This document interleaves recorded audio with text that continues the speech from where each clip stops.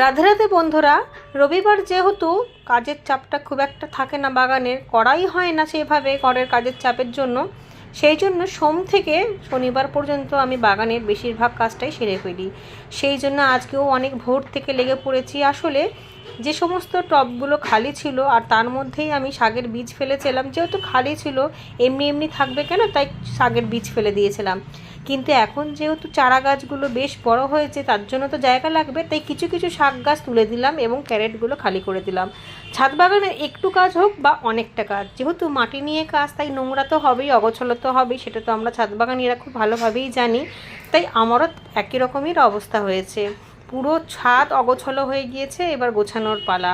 রোদ উঠে গিয়েছে, যখন এসেছিলাম তখন অন্ধকার ছিল। এমনিতে আমাদের বাড়িতে সবারই ভোরবেলা ওঠা অভ্যাস, তবে সবার আগে আমি উঠি। 6টা বাজতে না বাজতে ছেলে মেয়ে হাজব্যান্ড সবাই উঠে যায়, আর তখন থেকেই আমার তাড়াহুড়ো লেগে যায়, কারণ তখন আর আমার ছাদ বাগানে কাজ করলে হবে না। তখন নিচে যেতে হবে, এক এক করে সবাই স্নান করবে, অফিস বেরাবে, কেউ স্কুলের জন্য রেডি হবে, তারপর তো সংসারের যাবতীয় কাজ রয়েছে। বাগানে আস্তে আস্তে তখন প্রায় 12টা 1টা বেজে যায়। যখন গোপাল স্নান করাতে আসি, ঠিক তখন আবারও ওপরে চলে আসি। 1টা থেকে বিকাল 5টা পর্যন্ত আবারও বাগানের কাজে ব্যস্ত হয়ে পড়ি। তারপরে তো আবারও সংসারের কাজ, আবার সবার ফেরার পালা। তবে বাগানে থাকতে কিন্তু আমার সবসময় খুব ভালো লাগে, এটা আমি সবসময়তেই বলি। সকালবেলা অগোছালো ছিল, কিন্তু এখন ছাদটা বেশ ভালো লাগে।